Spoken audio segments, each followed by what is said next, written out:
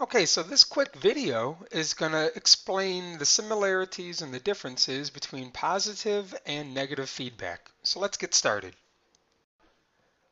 All right, so before I even get into what is the difference between the two, I do want to address a myth that positive feedback is good for you and negative feedback is bad for you. It's very much a myth. The reality is that both are crucial to our survival. Remember that both of these are natural processes that are maintained by the body. Well, let's go ahead and actually start with negative feedback. Negative feedback is what regulates most of the homeostatic levels of the body. And it's the process where our body will reverse a change that may be occurring.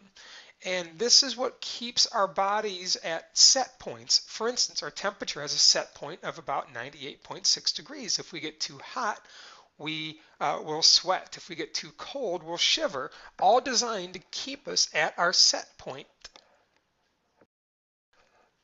I want to start with an analogy of negative feedback in your home. Somewhere in your home, centrally located, you have a thermostat on one of your walls. And maybe tucked away in the utility room is the furnace. Well, connected to the furnace are all the heating and air conditioning vents and ducts. And there's a wire that connects your thermostat to the furnace. Well, we often set our thermostat for a desirable temperature that we want to be comfortable at, maybe 77 degrees Fahrenheit. But maybe it's really cold. Maybe it's only 74 degrees inside your house because you left the windows open. Your thermostat will send a signal to the furnace. The furnace will respond by pumping out a bunch of heat around the house. And over the next few minutes, your home will warm back up until it gets back to the desired set point. At that time, everything turns off. Great example of negative feedback because your home responded to the cold temperature and performed an action to warm the home up. So let's stay on the topic of body temperature and explain how our body temperature is a great example of negative feedback. So we have a set temperature of about 37 degrees Celsius or 98.6 degrees Fahrenheit. But let's say, like the woman in the picture, you go for a walk. The longer you walk, the more heat your body generates. And so now the woman's temperature is up to 37.8 degrees, 38.1 degrees. We've all experienced what happens next. We start to produce a lot of sweat. Sweat is designed to cool us off, but how? How does sweat actually cool us down? So as the sweat begins to evaporate, heat is carried away from the body. So the more sweat that we produce, the more sweat will evaporate, the more heat will be carried away from the body. And over the course of time, we get back to the 37 degrees Celsius, the set point. Great example of negative feedback because the body's temperature was returned to the normal set point. Well, the opposite is true. What if we're outside on a really cold day? The longer we're outside on a cold day, our body temperature drops 36.6, 36.2, and so the longer we're outside, the colder we get. Well, what happens in this case? Well, this is something that we've all experienced. When we're really cold, we start to shake and shiver. The shaking and the shivering generates heat. Muscles are rubbing, producing friction, which generates heat. And the longer we shiver and shake, of course, eventually we produce more and more and more heat until eventually we get really close to the set point.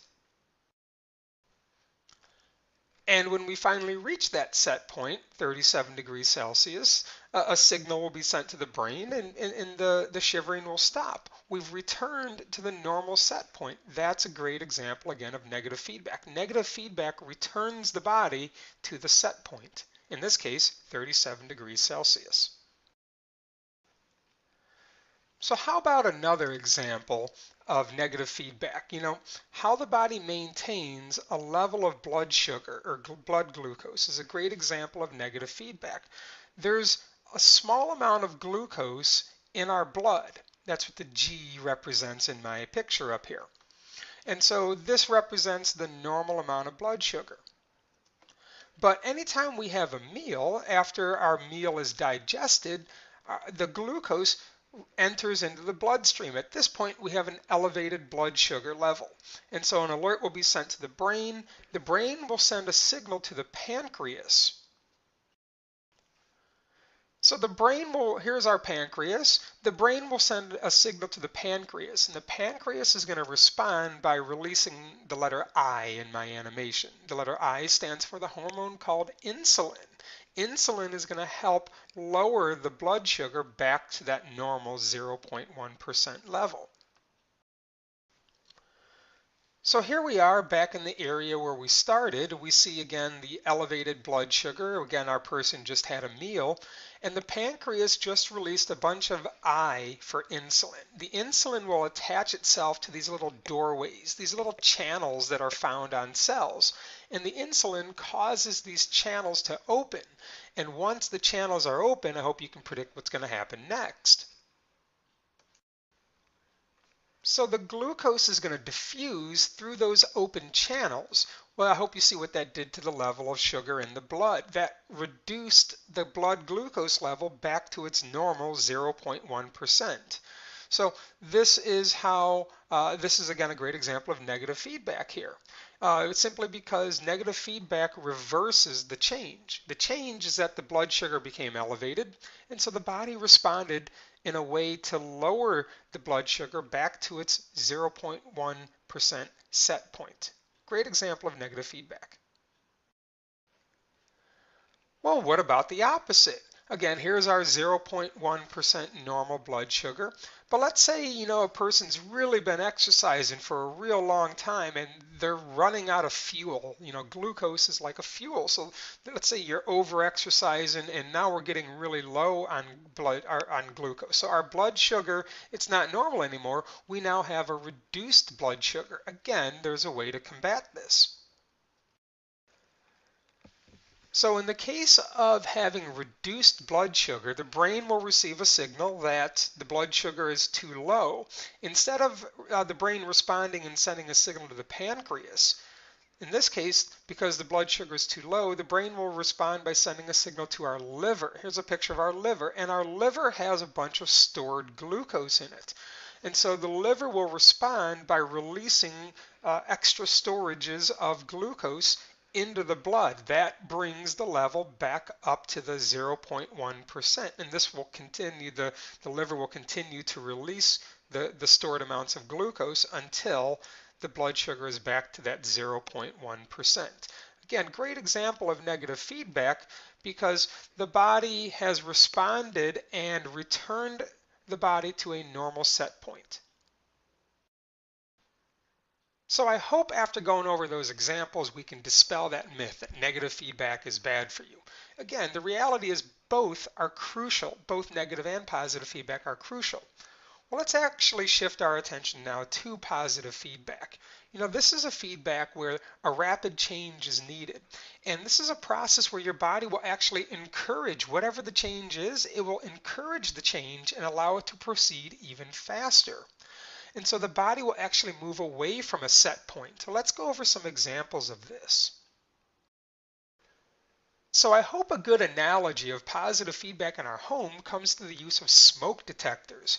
You have a smoke detector in every room of your house, and let's say a fire begins in the living room. Well, the smoke detector nearest to the fire will probably be the one that activates first and turns on the loud, piercing alert noise. But positive feedback is different than negative. Positive feedback encourages the alert. So one by one, all the other smoke detectors will turn on and activate the loud, piercing noise to hopefully wake everybody up to get everyone to safety. Notice how the alert was amplified. It was encouraged. It was increased. So let's look at a biological example of positive feedback. A great example are the pregnancy contractions that a woman experiences before giving birth.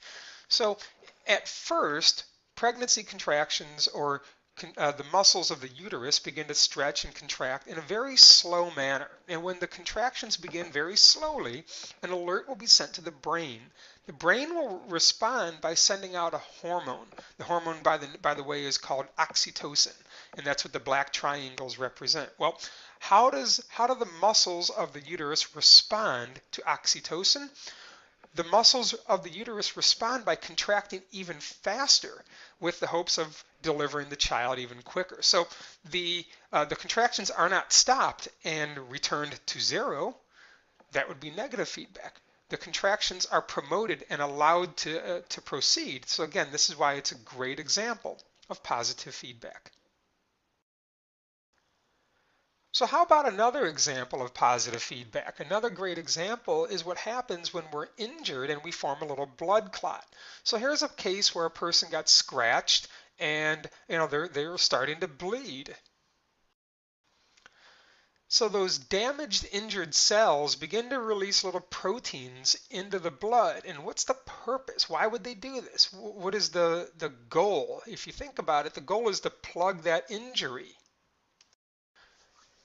So those damaged cells released a bunch of proteins that will actually attract platelets, and platelets are very important in stopping the bleeding. Then the platelets respond by releasing more proteins, which attract even more platelets, and then they respond by releasing proteins, which attract even more platelets, and then those platelets respond by releasing proteins, which attract even more, and eventually enough platelets kind of close and fill in this injury where the person stops bleeding. But again, a great example of positive feedback because the change was encouraged. The clotting was encouraged and allowed to proceed at an even faster rate. It wasn't turned off. So here you go. We've reached the end. I hope this was a good understanding of the differences between positive feedback and negative feedback. If you have any questions, post them in the comments below and perhaps I can get a chance to answer them. Thank you and good luck.